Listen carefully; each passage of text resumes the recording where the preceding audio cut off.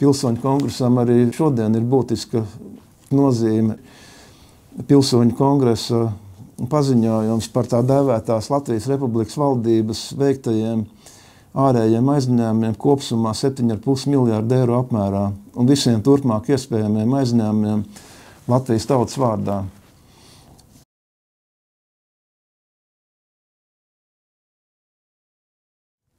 Šis dokuments ir sastādīts un pieņemts 2009. Gada 27. martā visdziļākajā ekonomiskās krīzes laikā, kad Latvijas valdība, 4. maija Latvijas valdība glāba bankas, ņemot aizdevumus starptautiskās institūcijās Latvijas tautas vārdā un izmanto šos aizdevumus nerezidentiem piederošu banku glābšanai.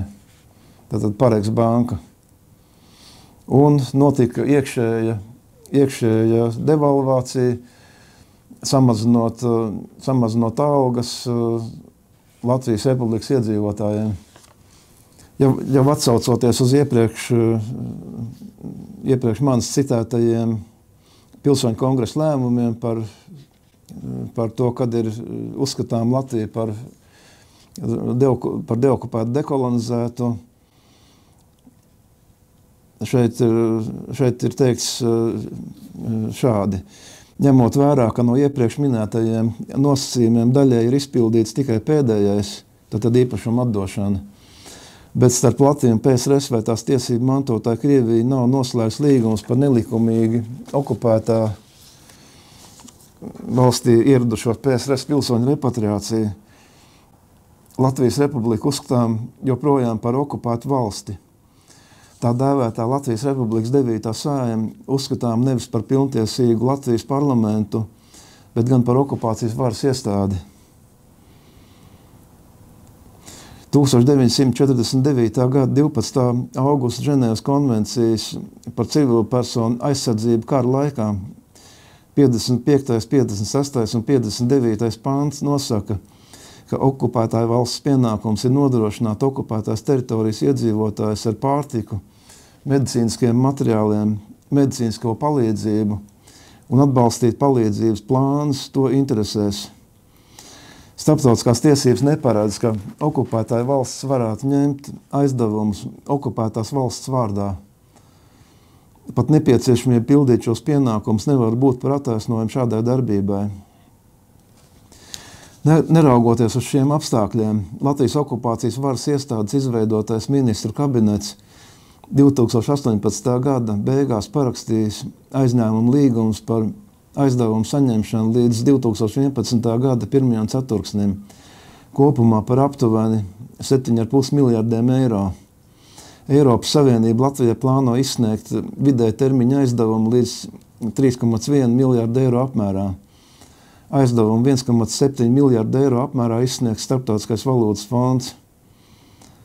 Tālāk tur ir mazāk kreditori Ziemeļvalstis, Austrumeiropas valstis. Tātad šos aizdevumus iecerēts iztērēt nepareizi strukturētās un tādēļ neproduktīvās okupācijas varas iestāžu izveidotās politiskas saimnieciskās sistēmas kārtējo problēmu risināšanai un nerezidentiem piederošu banku stabilizēšanai. Šie aizņēmumi nav paredzēti okupētās Latvijas neatliekamo politisko un ekonomisko jautājumu risināšanai.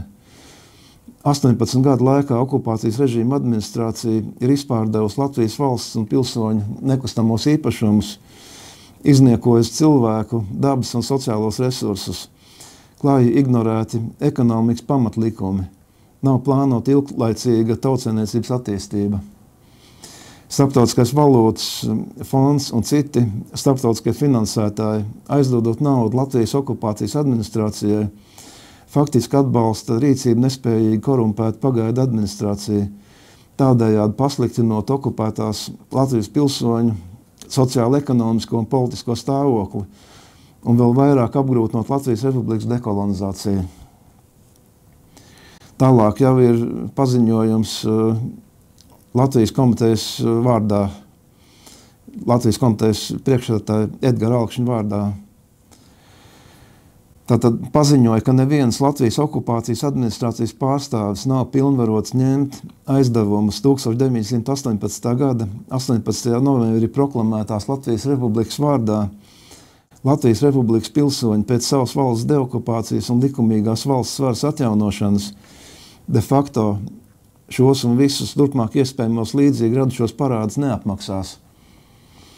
Un līdzīgi satura vēstuli 2009. gada 18. martā ir nosūtīts Starptautiskajam valūtas fondam. Paraksts Edgars Alksnis 2009. gada 27. martā.